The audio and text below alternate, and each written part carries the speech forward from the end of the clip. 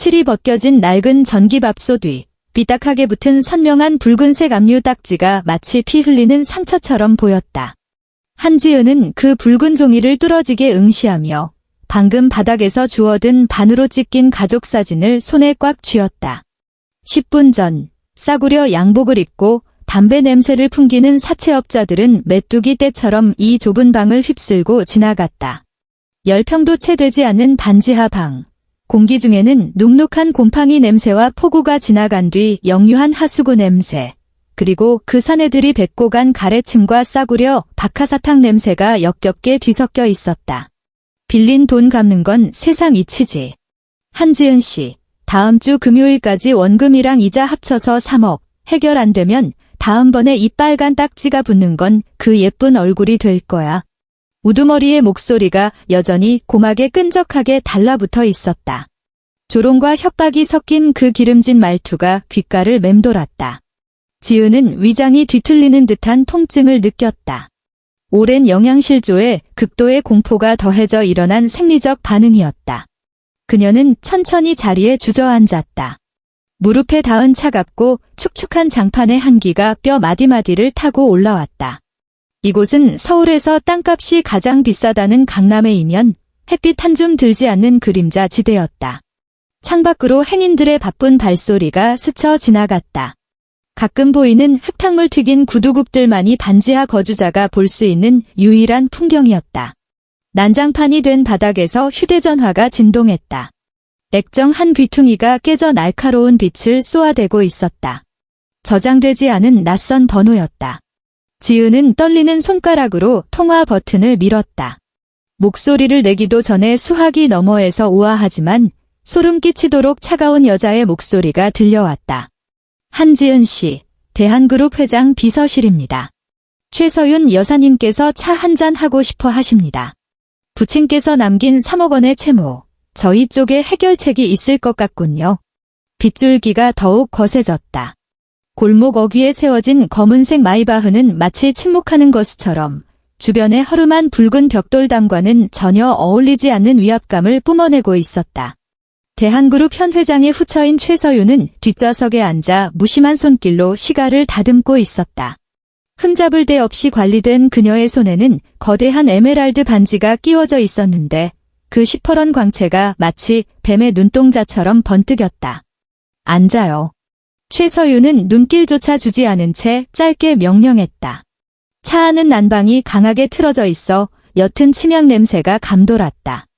비에 젖어 머리카락에서 물을 뚝뚝 흘리는 지은에게 그 고급스러운 향기는 오히려 숨막히는 질식감을 안겨주었다. 그녀는 어깨를 잔뜩 웅크렸다. 물에 젖은 싸구려 카디건이 몸에 달라붙어 과로로 야윈 그녀의 몸선을 적나라하게 드러냈다. 서류 봉투 하나가 가죽 시트 위로 툭 던져졌다. 둔탁한 소리가 났다. 서명해. 최서윤이 드디어 고개를 들었다. 그 눈빛은 마치 진열대에 놓인 상품을 감정하거나 시장 좌판에 놓인 죽은 생선을 바라보는 듯했다. 태호랑 결혼해. 그 아이가 집구석에 얌전히 처박혀 있게만 하면 돼. 내 아들 앞길 막지 않고 조용히 살게만 만든다면 그 3억 내가 대신 갚아주지. 강태호. 대한민국에서 그 이름을 모르는 사람은 없었다. 대한그룹의 원래 후계자였으나 5년 전 기이한 교통사고로 7살 지능을 갖게 된 비운의 황태자. 지은의 손이 떨려왔다. 손톱이 손바닥을 파고드는 통증으로 간신히 이성을 붙잡았다. 이것은 거래였다. 생존권을 담보로 인생을 저당 잡히는 거래? 왜? 접니까? 지은의 목소리는 모래를 한 줌 삼킨 듯 거칠게 갈라져 나왔다. 최서윤이 픽 하고 웃음을 터뜨렸다. 온기라고는 찾아볼 수 없는 웃음이었다. 깨끗하고 배경 없고 다루기 쉬우니까. 무엇보다 지금 갈 곳이 없잖아. 한지은 씨, 이 나라에서 돈 없는 건 죽는 것보다 더 비참한 일이라는 거 잘 알 텐데? 요양원에 누워있는 어머니 생각도 해야지. 이번 달 병원비 아직 입금 안 된 걸로 아는데. 어머니. 그 단어가 무거운 망치가 되어 지은의 마지막 자존심을 산산이 부수었다. 그녀는 눈을 질끈 감았다. 온몸에 튜브를 꽂고 누워있는 어머니의 야윈 몸과 노골적으로 짜증을 내던 간호사의 얼굴이 뇌리를 스쳤다. 그녀는 펜을 들었다. 펜촉이 종이에 닿는 순간 그녀는 자신이 서명하는 것이 결혼 서약서가 아니라 노예 계약서임을 직감했다. 하겠습니다. 펜촉이 종이를 긁으며 날카로운 마찰음을 냈다. 한 달 뒤 서울 신라호텔. 세기의 결혼식이라 불리는 이 예식은 입이 떡 벌어질 만큼 호화로웠다. 네덜란드에서 공수해온 수만 송이의 백장미가 연회장을 가득 메웠고 천장에 매달린 크리스탈 샹들리에는 눈을 뜰 수 없을 만큼 찬란한 빛을 쏟아냈다. 한지은은 수천만 원을 호가하는 맞춤 웨딩드레스를 입고 거대한 전신 거울 앞에 서 있었다. 거울 속 여자는 눈부시게 아름다웠지만 눈동자만큼은 말라버린 우물처럼 깊은 죽음을 담고 있었다. 메이크업 아티스트가 쇄골에 반짝이는 파우더를 바르며 입에 발린 칭찬을 늘어놓았지만 거울을 통해 비친 그녀의 눈에는 구경거리를 즐기는 듯한 경멸이 숨겨져 있었다. 누가 모르겠는가. 이건 결혼식이 아니었다. 액막이라는 이름의 촌극이자 재벌가 계모가 전처소생의 바보 아들을 망신주기 위해 공들여 연출한 서커스였다.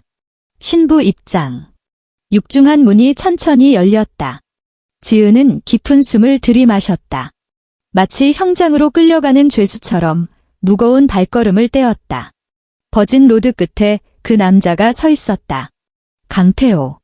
몸에 딱 맞는 검은색 턱시도를 입은 그는 훤칠하고 다부진 체격에 숨이 멎을 듯 조각 같은 외모를 가지고 있었다. 눈만 보지 않는다면 완벽한 동화 속 왕자님이었다. 하지만 그는 지금 고개를 삐딱하게 기울인 채 허공에 흩날리는 꽃잎을 멍하니 쫓고 있었다. 입술은 무언가 계속 중얼거리고 있었고 입가에는 의심스러운 침 자국이 번들거렸다. 하객석을 가득 메운 정재계 인사들은 겉으로는 품위 있는 미소를 짓고 있었지만 그들의 속삭임은 파리떼처럼 윙윙거리며 공기를 더럽혔다. 얼굴이 아깝네, 아까워. 저런 껍데기에 바보라니. 신부가 빚 때문에 팔려왔다지? 쯧쯧, 저 집안도 참 대단해. 저 바보 좀 봐, 풍선 잡으려고 하는 거 아니야? 지은은 수많은 시선이 바늘처럼 등 뒤를 찌르는 것을 느꼈다. 한 걸음 내디딜 때마다 높은 굽이 발목을 조여왔지만 그보다 더 고통스러운 것은 발가벗겨진 채 대중 앞에 선 듯한 수치심이었다. 마침내 태호의 앞에 섰다. 주례사가 길고도 위선적인 축사를 읊고 있었다. 태호는 지루함을 참지 못하고 몸을 비틀었다. 마치 잠시도 가만히 있지 못하는 산만한 어린아이 같았다. 반지 교환 순서가 되었을 때 사고가 터졌다. 태호가 갑자기 옆에 서 있던 경호원의 손을 뿌리치더니 단상 옆에 놓인 거대한 5단 웨딩 케이크를 뚫어지게 쳐다보았다. 막지만 멍청한 그의 눈동자에 어린아이 같은 탐욕이 번뜩였다. 단 거. 나 단 거 먹을래. 그가 소리쳤다.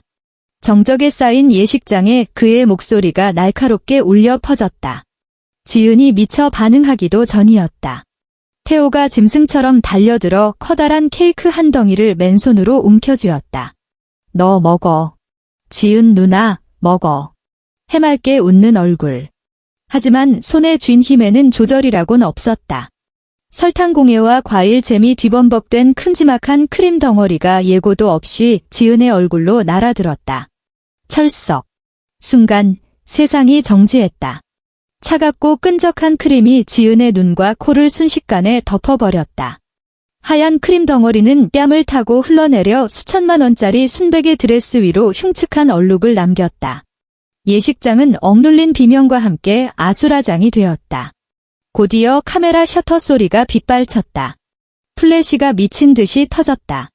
이 희대의 코미디를 놓치지 않으려는 하이에나들 같았다. 지은은 눈앞이 하얗게 가려진 채 멍하니 서 있었다. 콧구멍을 막은 크림 때문에 숨쉬기가 힘들었다. 달콤해야 할 냄새가 썩은 쓰레기 냄새처럼 역겹게 느껴졌다. 아이고, 형님. 형수님한테 이게 무슨 짓입니까? 경박한 목소리가 끼어들었다. 최서윤의 친아들이자 대한그룹의 상무, 강민재였다. 와인잔을 들고 다가온 그의 얼굴에는 숨길 수 없는 조소와 악의가 가득했다. 형수님, 죄송해서 어쩌나. 우리 형님이 짐승이라 사람 도리를 몰라요. 기왕 시집 오신 거 앞으로 개 훈련시키는 셈 치고 사셔야죠. 빨리 적응하셔야 할 텐데. 강민재가 일부러 목소리를 높이자 주변 하객들 사이에서 낮은 웃음소리가 터져나왔다. 그 웃음소리는 따귀가 되어 지은의 뺨을 후려치는 것 같았다. 분노. 물론 치밀어 올랐다. 억울함. 말해 무엇하겠는가. 지은의 손이 부들부들 떨렸다. 당장이라도 얼굴에 크림을 닦아내 저 오만방자한 사생아의 얼굴에 던져버리고 싶었다. 신고 있던 하이힐을 벗어 저 높은 곳에 앉아있는 최서윤에게 집어 던지고 싶었다. 하지만 그럴 수 없었다. 어머니는 병원에 있었고 3억 원짜리 수표는 최서윤의 손에 쥐어 있었다. 그녀는 깊게 숨을 들이쉬며 억지로 이성을 찾았다. 손을 들어 눈가에 묻은 크림을 손등으로 조심스럽게 닦아냈다. 시야가 트이는 순간 강태호가 보였다.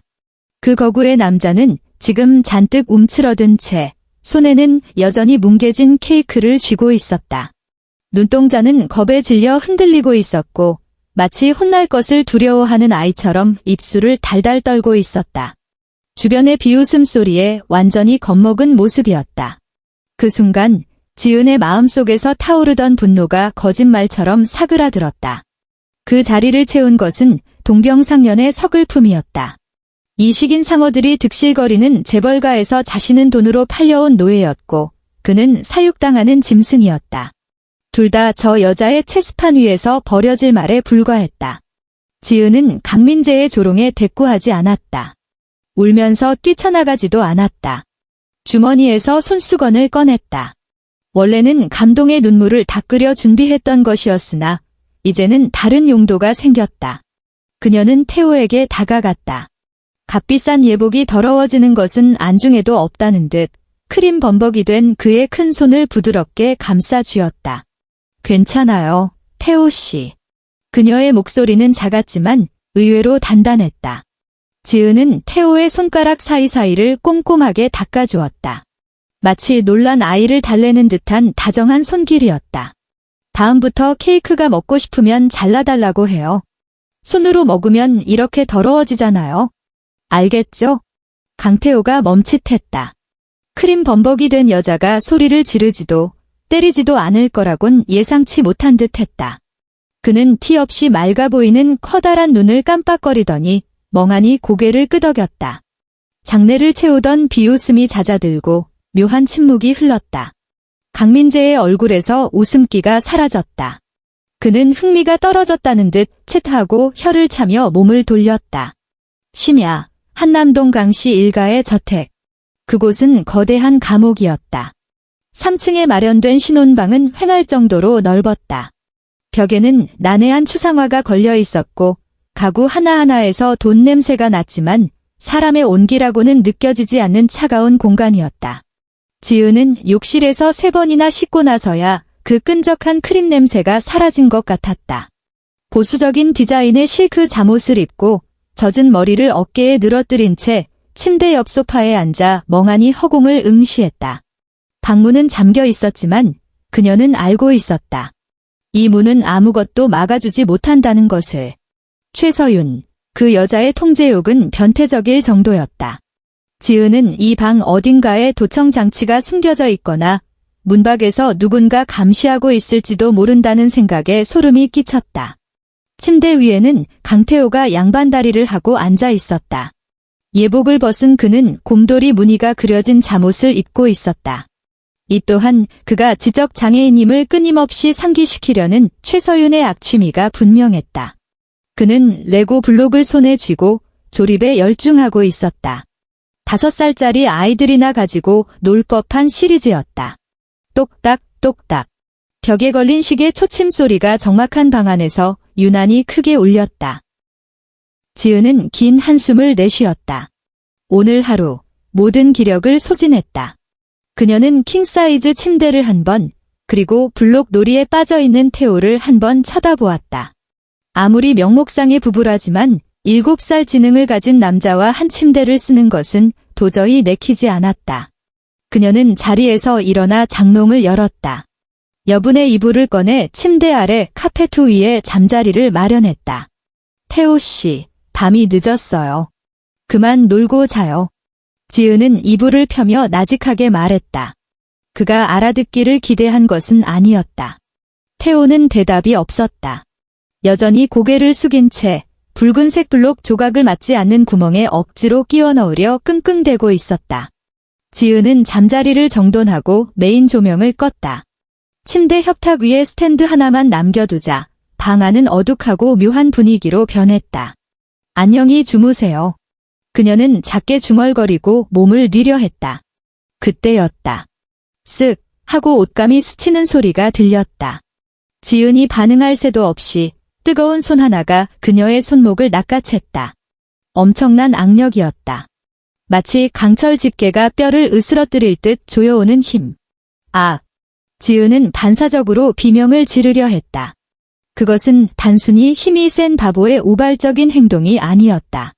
정확하고 압도적이며 완벽하게 통제된 힘이었다. 세상이 빙글 돌았다. 다음 순간 그녀의 몸이 거대한 힘에 이끌려 침대 위로 내동댕이 쳐졌다. 푹신한 오리털 이불 속으로 몸이 파묻혔다. 버둥거릴 틈도 없었다. 방금 전까지 블록을 가지고 놀던 남자가 어느새 그녀의 위로 올라타 있었다. 그는 한쪽 무릎으로 침대를 지탱한 채 지은을 완벽하게 제압했다. 지은은 공포에 질려 눈을 크게 떴다. 심장이 흉곽을 뚫고 나올 듯 거세게 요동쳤다. 태호 씨. 그녀는 떨리는 목소리로 그의 이름을 불렀다. 어스름한 스탠드 불빛 아래 그녀는 그의 눈과 마주쳤다.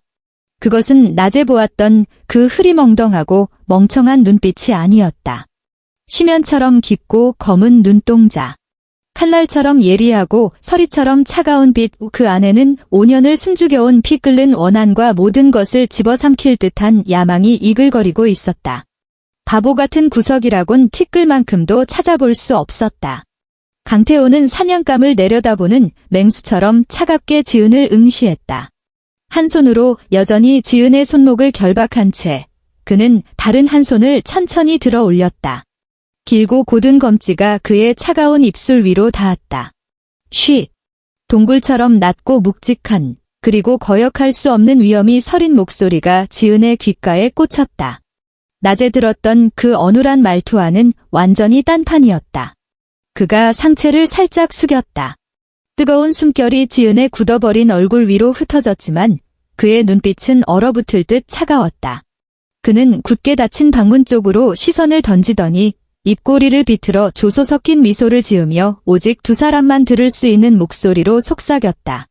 소리 내지 마. 그 늙은 마녀가 듣고 있어? 지은의 머릿속이 하얗게 비워졌다. 공포와 충격이 해일처럼 밀려왔다. 그녀는 입을 뻐끔거렸지만 목소리가 나오지 않았다. 눈앞에 이 낯선 남자를 멍하니 바라볼 뿐이었다. 그때 침대 협탁 위에 놓인 태호의 휴대전화 액정이 번쩍이며 어둠을 갈랐다. 은행에서 온 입금 알림 문자였다. 강태호는 지은을 놓아주지 않은 채 견눈질로 액정을 훑었다. 그 직후였다. 창밖에서 아주 미세하지만 등골을 오싹하게 만드는 소리가 들려왔다. 와장창. 1층 거실의 통유리창이 박살나는 소리였다. 태호의 눈빛이 순식간에 살기를 띄었다. 입술에 대고 있던 손가락을 거둔 그는 잠옷 단추 하나를 천천히 풀었다. 넥타이를 매만지는 신사처럼 우아하고 침착한 동작이었다. 오늘 밤 손님들이 도착했군. 그는 베개 밑으로 손을 쑥 집어넣더니 칠흑 같은 어둠 속에서도 서늘한 빛을 뿜어내는 전술용 폴딩 나이프를 꺼냈다. 착! 하는 경쾌한 소리. 칼날이 튕겨나왔다. 지은은 깨지 않는 악몽 속에 있는 것만 같았다.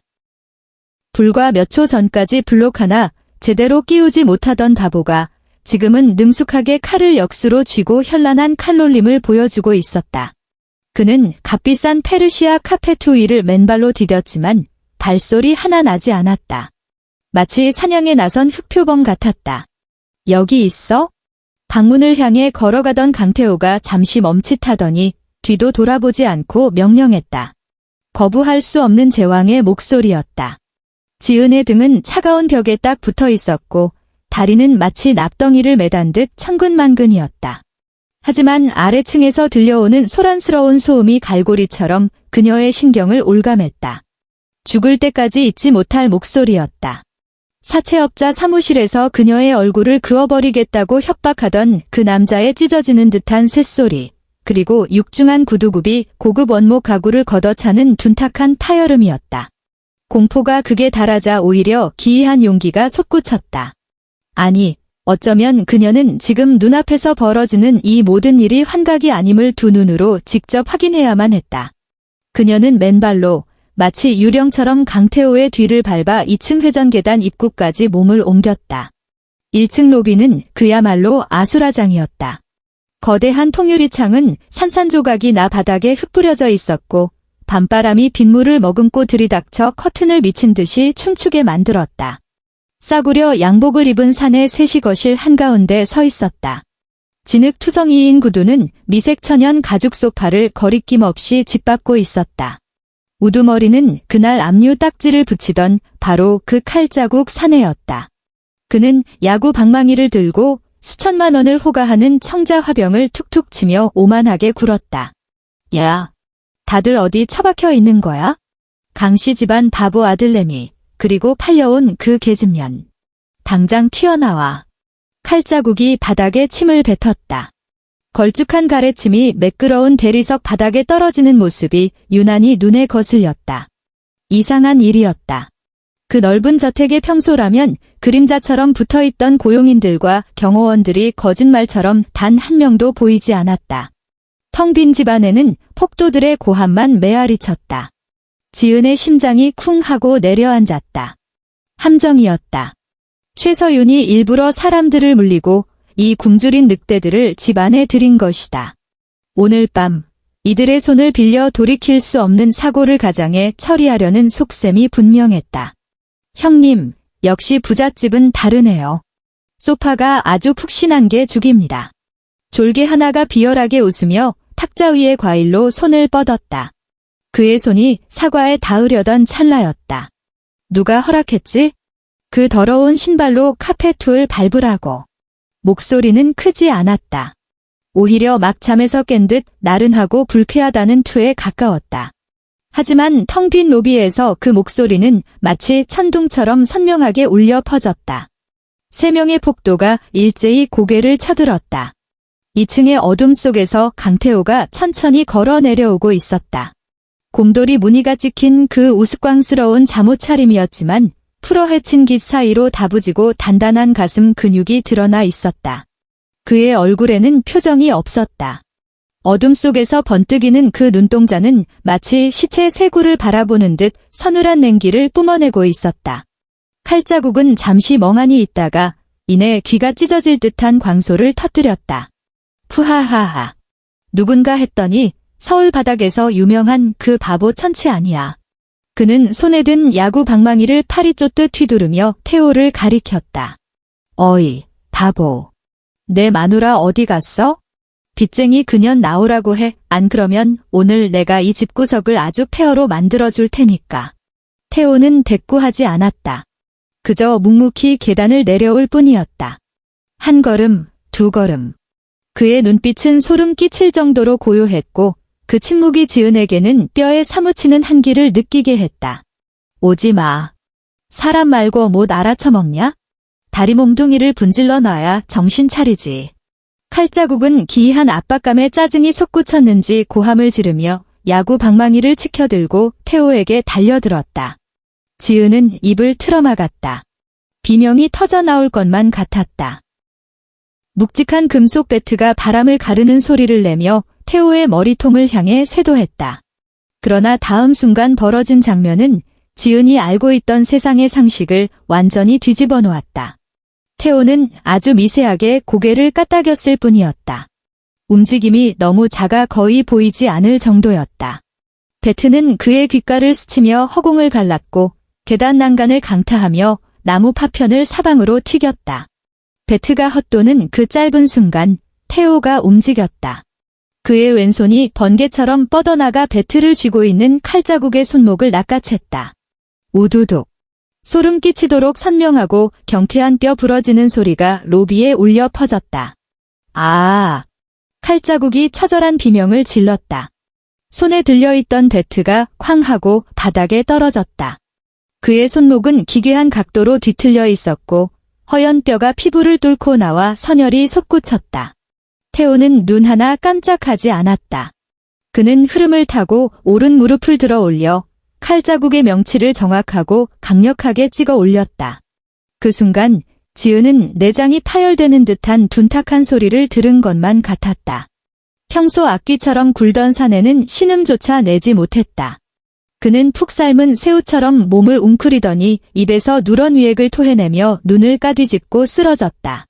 바닥에 늘어진 꼴이 영락없는 진흙 덩어리였다. 남은 두 졸개는 완전히 얼어붙었다. 손에 잭나이프를 들고 있었지만 다리는 사시나무 떨듯 후들거리고 있었다. 너 오지 마. 뭐야, 이 괴물 새끼는. 태호는 주머니에서 손수건을 꺼냈다. 낮에 지은이 그의 손을 닦아주었던 바로 그 손수건이었다. 그는 손등에 튄 핏방울 하나를 느긋하게 닦아냈다. 괴물이라. 그가 픽 하고 웃었다. 사악하고 잔인한 미소였다. 이 집구석에서 5년 동안 바보 연기를 했는데 설마하니 내가 정말 아무것도 모르는 등신인 줄 알았나? 그가 고개를 들어 남은 두 사람을 응시했다. 셋센다. 꺼지든가 죽든가. 두 졸개는 서로 눈빛을 교환하더니 미친 사람처럼 칼을 내던지고 네 발로 기어 문을 향해 달렸다. 하지만 그들이 문손잡이를 잡기도 전에 태호의 그림자가 귀신처럼 일렁였다. 군더더기 없는 동작이었다. 두 번의 둔탁한 타격음, 그리고 무거운 물체가 쓰러지는 소리가 이어졌다. 1분도 채 걸리지 않았다. 지난 반년 동안 지은을 공포에 떨게 했던 악마 셋이 지금 바닥에 널브러져 다시는 일어날 힘도 없이 고통스러운 신음만 흘리고 있었다. 태호는 거실 중앙에 서 있었다. 따스한 노란색 조명이 그를 비추었지만 그 몸을 휘감고 있는 살기는 감추지 못했다. 그는 바닥의 핏자국을 혐오스럽다는 듯 내려다보더니 잠옷주머니에서 검은색 휴대전화를 꺼냈다. 그는 어딘가로 전화를 걸었다. 귀에 가져다 대는 대신 스피커폰을 켰다. 신호음이 한 번 울리자마자 상대방이 전화를 받았다. 사장님. 음성 변조를 거친 듯한 깍듯하고 기계적인 목소리였다. 김만 캐피탈 뒷조사해. 태호의 목소리는 얼음장처럼 차가웠다. 3분 안에 자금줄 전부 끊어버려. 놈들의 불법 대출 증거 싹 긁어서 서울지검 박검사한테 넘기고 그리고 바닥에 있는 애들한테 전해. 이 세 놈 내일부터 손으로 밥숟가락 못 들게 만들라고. 알겠습니다. 즉시 실행하겠습니다. 전화가 끊겼다. 태호는 몸을 돌려 고개를 들었다. 그의 시선은 어둠을 뚫고 정확하게 계단 입구에 숨어있는 지은에게 꽂혔다. 그 순간 지은은 맹수에게 포착된 초식동물이 된 기분이었다. 도망치고 싶었지만 다리에 힘이 풀려 꼼짝도 할 수 없었다. 태호가 계단을 한 칸씩 올라왔다. 한 걸음 다가올 때마다 숨막히는 압박감이 옥죄어 왔다. 그가 지은의 앞에 멈춰 섰다. 거대한 그림자가 그녀를 완전히 뒤덮었다. 짙은 피비린내와 그가 쓰는 차가운 코롱 향기가 뒤섞여 지은의 코를 찔렀다. 그가 손을 뻗었다. 지은은 반사적으로 눈을 질끈 감았다. 몸이 격렬하게 떨렸다. 저 손이, 방금 사람의 손목을 부러뜨린 저 손이 자신의 목을 조를 것이라 생각했다. 하지만 예상했던 고통은 찾아오지 않았다. 따뜻하고 커다란 손바닥이 그녀의 눈을 부드럽게 덮었다. 건조하고 온기 어린 손바닥, 그리고 약간의 거친 감촉이 느껴졌다. 보지 마. 태호의 목소리가 귓가에서 들렸다. 낮고 허스키했지만 의외로 다독이는 듯한 뉘앙스가 담겨 있었다. 더러우니까. 지은의 속눈썹이 파르르 떨리며 그의 손바닥을 스쳤다. 공포 때문이 아니라 말로 설명할 수 없는 복잡한 감정이 북받쳐 올라 눈물이 터져나왔다. 왜? 그녀는 목이 메어 쇳소리를 냈다. 왜 바보인 척했어요? 왜 모두를 속인 거예요? 태호는 잠시 침묵했다. 죽은 사람과 바보만이 그 여자의 경계를 푸니까. 그가 손을 떼고 눈물로 얼룩진 지은의 눈을 똑바로 응시했다.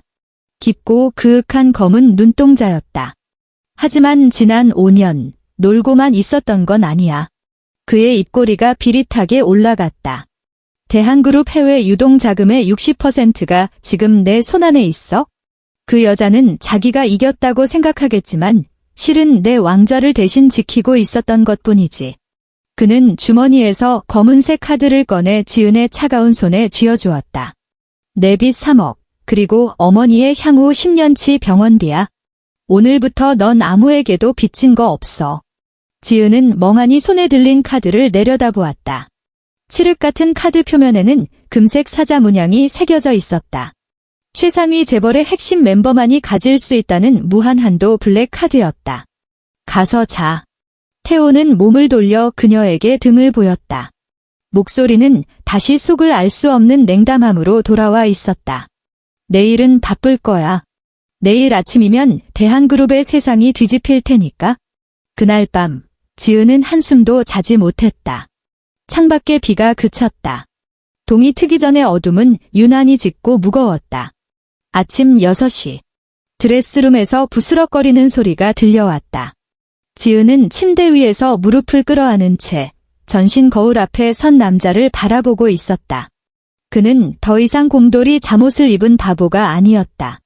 몸에 딱 맞게 재단된 짙은 회색 쓰리피스 슈트를 입고 깃이 빳빳한 흰 셔츠에 단추를 빈틈없이 채운 모습이었다. 머리카락은 포마드로 빗어넘겨 이마를 훤히 드러냈고 그 아래로 매 같은 눈매가 날카롭게 빛났다. 그는 넥타이를 매고 있었는데 손에 익지 않은 듯 동작이 약간 서툴렀다. 거울을 통해 그의 시선이 침대에 앉은 지은과 마주쳤다. 이리 와. 그가 말했다. 그것은 명령이자 초대였다. 지은은 잠시 망설이다가 침대에서 내려왔다. 맨발로 카펫을 밟고 그에게 다가갔다. 그녀는 손을 뻗어 그가 쥐고 있던 넥타이를 받아들었다. 손끝이 미세하게 떨렸지만 손놀림은 능숙했다. 미래의 남편을 위해 해주리라 수없이 상상했던 일이었지만 이런 상황에서 처음 하게 될 줄은 몰랐다. 두 사람은 아주 가까이 서 있었다. 지은은 그의 턱끝에서 풍기는 은은한 애프터쉐이브 향을 맡을 수 있었고 흉곽안에서 뛰는 묵직하고 힘찬 심장박동을 느낄 수 있었다. 무서워. 태호가 불쑥 낮게 물었다. 지은의 손이 잠시 멈칫했다가 이내 완벽한 윈저노트 매듭을 지어 단단히 조였다. 그녀는 고개를 들어 거울 속에 나란히 선 두 남녀를 바라보았다.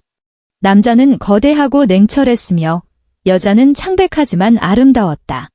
두 사람의 눈 속에는 갸망이라는 이름의 불꽃이 타오르고 있었다. 무서워요. 지은은 솔직하게 대답했다. 그리고 깊게 숨을 들이마시며 눈빛을 굳혔다. 하지만 가난이 더 무서워요. 벌레처럼 짓밟히며 사는 게 더 무서워요. 태호는 거울 속의 그녀를 보며 처음으로 진심이 담긴 찬사가 섞인 미소를 지었다. 좋아. 그는 몸을 돌려 팔을 내밀었다. 팔짱을 끼라는 신호였다. 그럼 날 따라와. 오늘부터는 그 누구도 널 고개 숙이게 만들지 못할 테니까.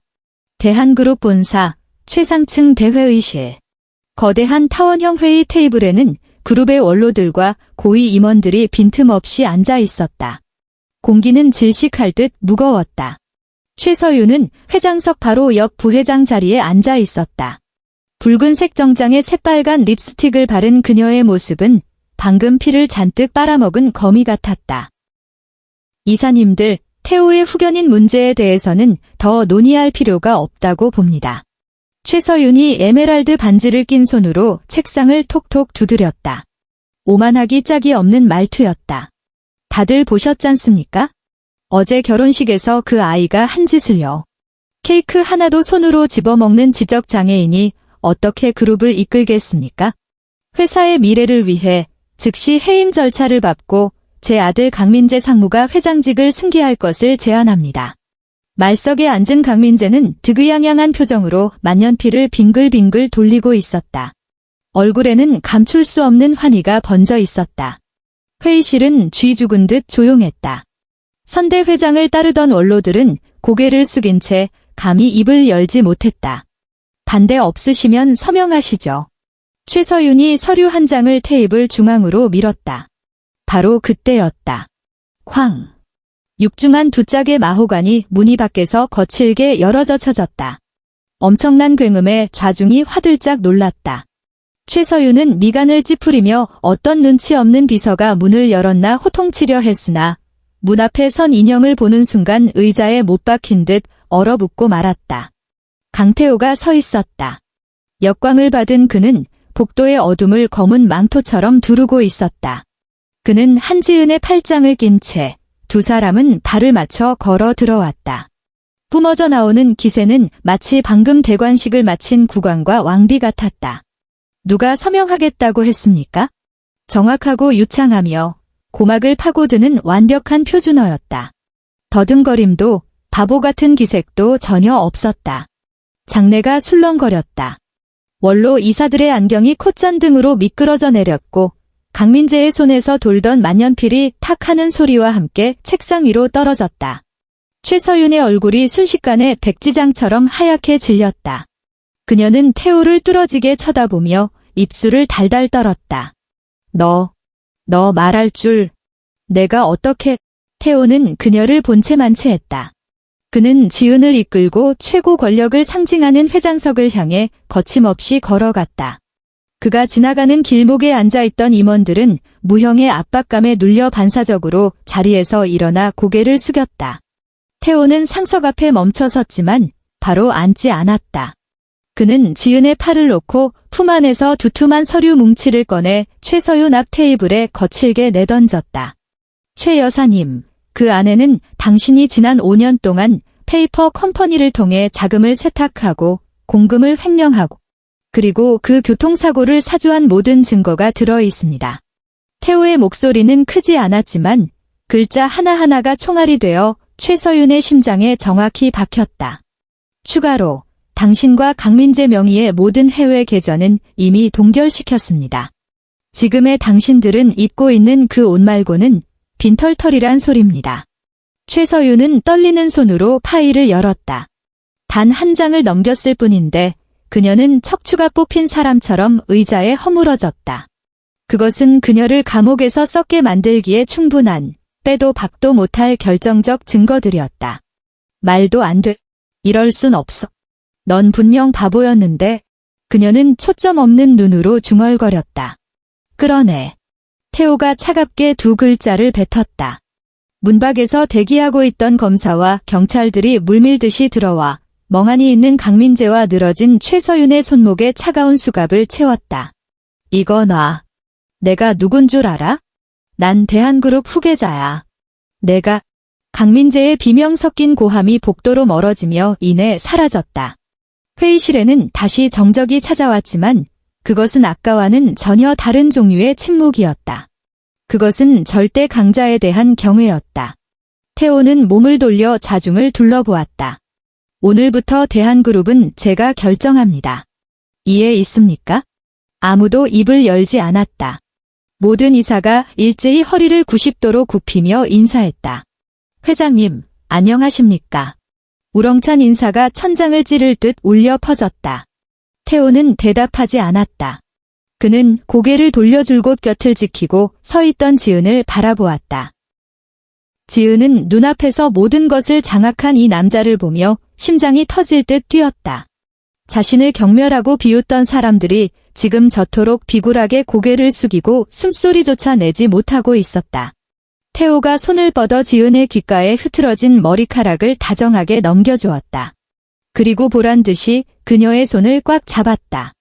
그리고 그가 다시 좌중을 향해 서슬퍼런 눈빛을 쏘아 보냈다. 이쪽은 제 아내 한지은 여사입니다. 대한그룹의 유일한 안주인이시죠. 앞으로 제 아내를 대할 때는 저를 대하듯 하십시오. 그 순간 지은은 잿빛이었던 인생에 한 줄기 빛이 쏟아져 들어오는 것을 느꼈다. 그녀는 허리를 꼿꼿이 펴고 고개를 들었다. 난생 처음으로 세상을 내려다보는 시선이었다. 모든 이사가 다시 한번 깊숙이 허리를 숙였다. 이번에는 그녀를 향해서였다. 사모님, 안녕하십니까? 지은은 깊은 숨을 들이마시며 태호의 손을 마주 잡았다.